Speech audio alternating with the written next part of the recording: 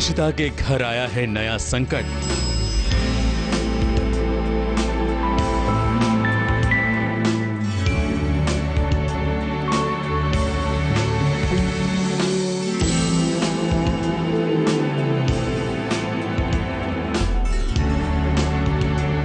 तभी तो बेचारी थोड़ी सी चिंता में दिख रही है। विषय है भी चिंता का, क्योंकि सुब्बू जिसके साथ रमन की बहन सिम्मी का रोका हुआ है वो कुछ ठीक नहीं है।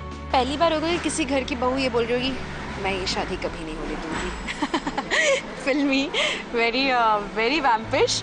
लेकिन हाँ, मैं अपनी ननद की शादी से बिल्कुल खुश नहीं हूँ, जबकि इस शादी से मैं ही सबसे ज़्यादा खुश थी पहले, क्योंकि मुझे लग रहा था कि सुब्बू बहुत खुश लगेगा उसे। लेकिन आई कम टू नो कि देयर समथिंग फिशी।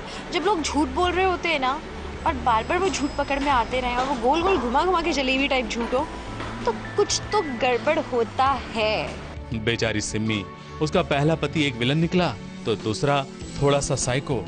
न जाने कैसी किस्मत लेकर आई है सिम्मी।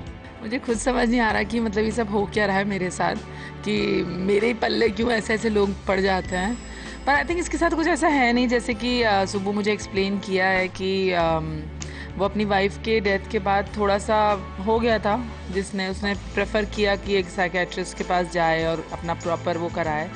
तो आई थिंक उसमें कोई बुराई नहीं है। सिम्मी को थोड़ी चिंता है, लेकिन उसके पापा बिल्कुल भी चिंतित नहीं हैं। उन्हें तो अपने बेटे और बहू पर बहुत विश्वास है कि वो कभी भी उनका बुरा नहीं होने देंगे। लेकिन बाकी तो आप जानते ही हैं, बड़े खुफिया रास्ते हैं हमारे पास।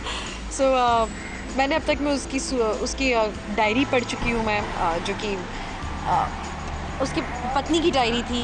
किसकी? सुब्बू की पत्नी की डायरी, जिसने सुसाइड किया था। तो उसकी मैंने डायरी पढ़ ली है अब तक में, उसे कुछ नोट्स पढ़े हैं।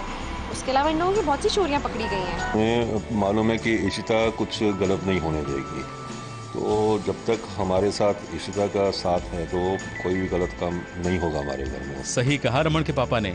बेटी और बहू परिवार की हर मुसीबत को दूर करते हैं, ये मुसीबत भी दूर हो जाएगी। और जैसे अभी सेल्फीज खींचकर खुश हो रहे हैं, वैसे ही हमेशा खुश रह पाएंगे। ABP news report.